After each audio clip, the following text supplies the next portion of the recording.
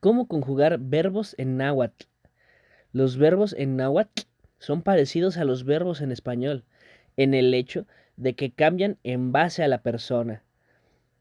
Yo como, tú comes, él come, etc. Pero la conjugación en náhuatl modifica el principio de la palabra.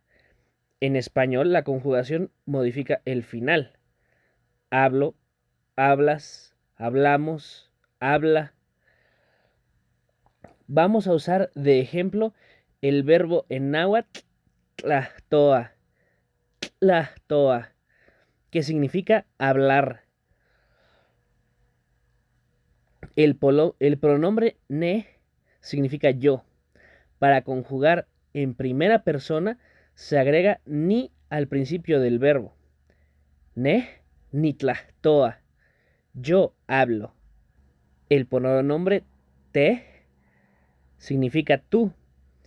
Y para conjugar en segunda persona se agrega ti al principio del verbo. Te titlahtoa, tú hablas. El pronombre ye significa él o ella. Es tercera persona. Y para conjugarlo no se necesita nada. Se deja el verbo tal cual y como está. Ye tlahtoa, él o ella habla. El pronombre tehuan significa nosotros. Es primera persona plural.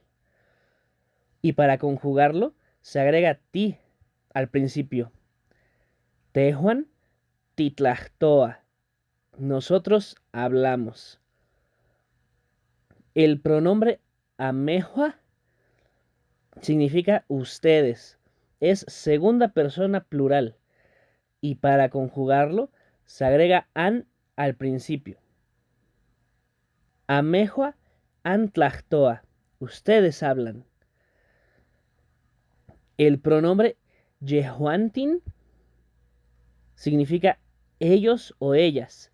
Es tercera persona plural y para conjugarlo no se agrega nada. Otra vez se deja el verbo tal cual. Yehuantin tlahtoa. Ellos hablan. Sígueme para aprender idiomas.